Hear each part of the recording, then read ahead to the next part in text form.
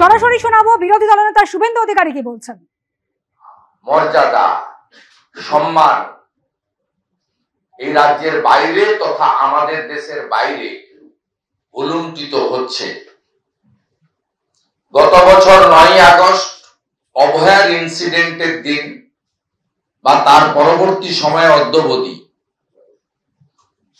গোটা পৃথিবীকে নাড়িয়ে দিয়েছিল এই ডাক্তার বোনের নৃশংস শারীরিক নির্যাতন এবং খুন। আমরা দুটো বিষয় নিয়ে আমি রাজ্যের বিরোধী দলনেতা হিসেবে আমার কয়েকজন সতীর্থকে নিয়ে আপনাদের কাছে দুটো মারাত্মক বিষয় তুলে ধরব। একটি তো দুপুরের পর থেকে সব মিডিয়াতে এসে গেছে, দুর্গাপুরের ইনসিডেন্ট। যদিও গতকাল রাত্রি 1:30-2 থেকে আমরা বিষয়টা জানি এবং আমাদের স্থানীয় অনেক প্রতিবাদী যুবকরা এই বিষয়টা অগ্রণী ভূমিকা নিয়েছে এবং সেটা আমি দ্বিতীয়তে বলছি।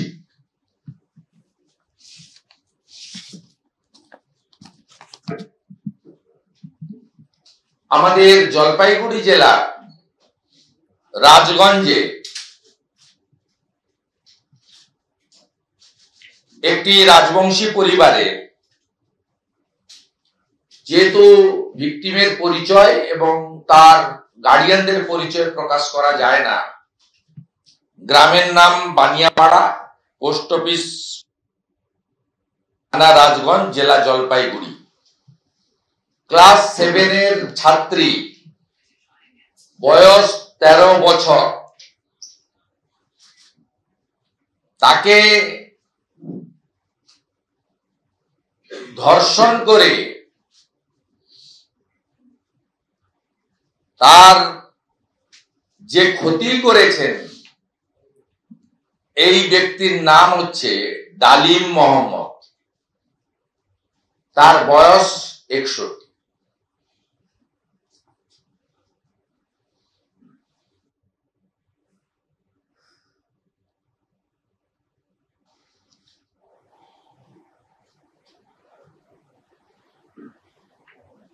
এই ডালিম মোহাম্মদ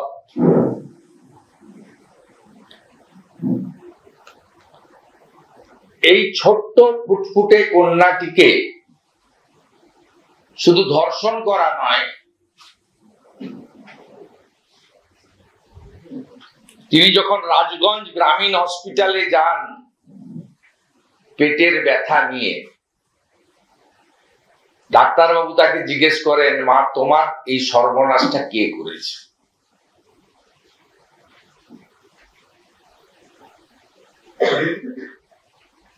ডালিম মোহাম্মদ গ্রেপ্তার হয়েছেন, কিন্তু এই ডালিম মোহাম্মদরা পশ্চিমবঙ্গের আনাচে কানাচে বেপরোয়া ভাবে ঘুরে বেড়াচ্ছে। এই রাজগঞ্জ থেকে খানিকটা দূরে মাটিগাড়াতে আপনারা জানেন 2 বছর আগে ক্লাস 9-এর ছাত্রীকে সাদ্দাম বলে একটি ছেলে একইভাবে ধর্ষণ করে খুন করেছিল, যার ফাঁসির আদেশ হয়েছে কিন্তু কার্যকর হয়নি। এই রাজ্যে কার্যকর তো হয় না। কামদুনির কেসেও 15টা লয়ার চেঞ্জ করে এই মুখ্যমন্ত্রীর সিআইডি ফাঁসির দণ্ডাদেশ প্রাপ্তদের মুক্তি দিয়েছেন এবং তাদের বাড়িতে উত্তর 24 পরগনার বারাসাত পুলিশ ডিস্ট্রিক্টের পুলিশকে বসিয়ে রেখেছেন বাড়ি চৌকি দেওয়ার জন্য। তাই কালিয়াগঞ্জের জাভেদ, মাটিগাড়ার সাদ্দাম আর রাজগঞ্জের ডালিম মোহাম্মদ। আমি প্রথমেই তার পিতৃদেবকে, তিনি আমার কাছে যে আবেদনটা করেছেন এবং আমাকে এফআইআর এর কপি সহ সমস্ত তথ্য দিয়েছেন, শুধু ভার্সনটা আপনাদের দিচ্ছি, মুখটা হেজি করা আছে। প্রোটোকল মেনে মুখটা হেজি করা আছে, ভার্সনটা আপনারা শুনে নেন। হ্যাঁ, দেখতে ভালো লাগে, বুঝতে পারবে। এই লোকটার ছবিটা এইটা, আমরা এমনি ছবি পাইনি, পুলিশ দেয়নি, ভোটার তালিকা থেকে বের করেছি।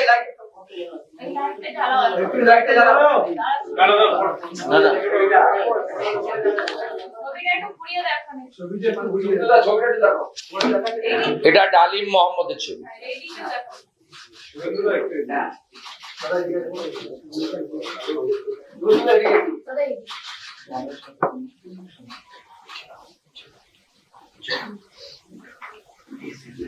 এখানে যোগী আদিত্যনাথের রাজ চাই হ্যাঁ কি না,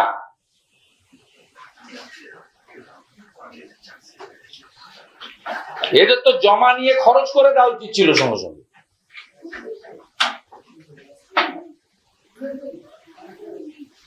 ওর বাবার বক্তব্যটা একটু শোনান।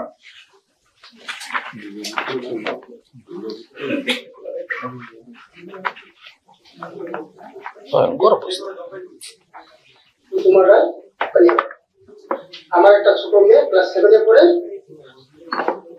ওই মেয়েটাকে ধর্ষণ করলো একটা মুসলিম বুড়ো। মেয়েটার আমার বংশটাই নষ্ট করে দিল। এটার বিচার সুবিধা আপনার কাছে আমি হাত জোর করে বলতেছি যে ওই বুড়োটা যত ফাঁসি হয়, মেয়ের বাবা হয়ে আমি এটা আপনার কাছে অনুরোধ রাখলাম। স্টপ। জালিদা না, আমরা আচ্ছা দ্বিতীয়টা দিচ্ছি। সেকেন্ড ইনসিডেন্ট আপনারা জানেন যে কালকে ঘটেছে আমাদের দুর্গাপুর আইকিউ সিটি হসপিটালে, মেডিকেল কলেজ দুর্গাপুরে সেকেন্ড ইয়ার এমবিবিএস এর ছাত্রী, তার পিতৃদেবের সঙ্গে আমার একাধিকবার কথা হয়েছে। এফআইআর লজ হয়েছে, এটা হচ্ছে এফআইআর এর কপি।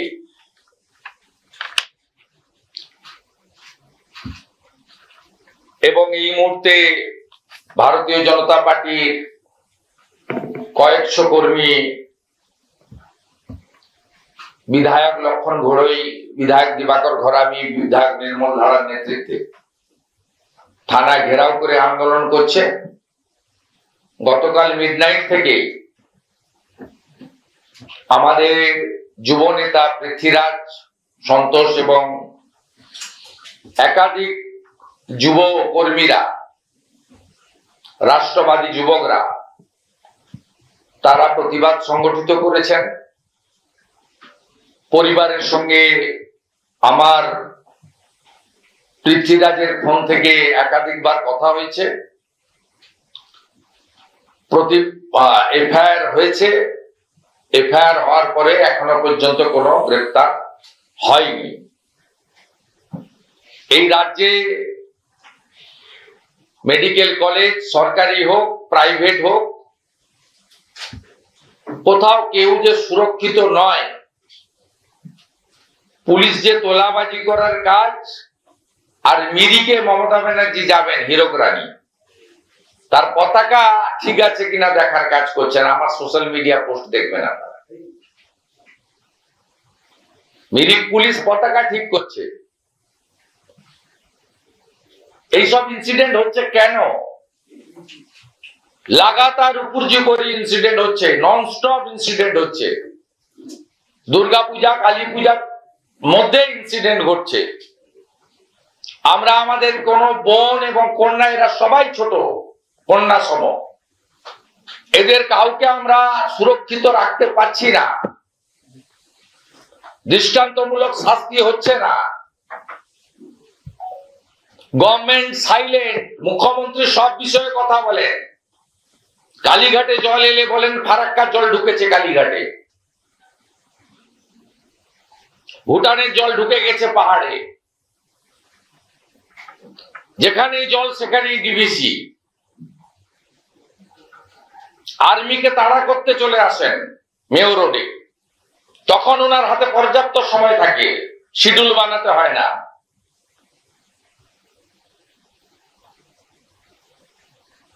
ফিরহাদ হাকিমরা গ্রেফতার হলে তখন ওনার শিডিউল লাগে না, তিনি নিজাম প্যালেসে এসে বসে পড়েন 5 ঘন্টা। রাজীব কুমারের বাড়িতে সিবিআই গেলে তখন ওনার শিডিউল লাগে না, তখন সব ছেড়ে দিয়ে তিনি ধর্মতলায় চলে আসেন মুখ্য সচিবকে নিয়ে।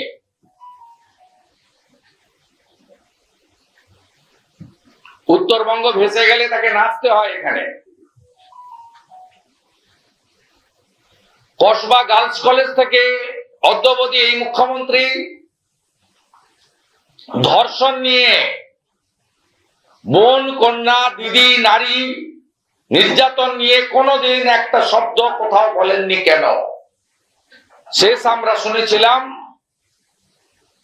অভয়ার ঘটনায় 14ই আগস্ট 2024 বিহালাতে ফ্রিডম এট মিডনাইটের অনুষ্ঠানে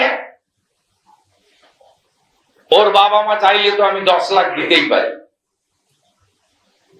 তারপর থেকে উনার মুখ থেকে কোনো কথা শোনা যায়নি। রাজগঞ্জে রাজবংশী পরিবারের এই ছোট্ট কন্যার সর্বনাশকারী ডালিম মোহাম্মদ মুখ্যমন্ত্রী বিবৃতি চাই।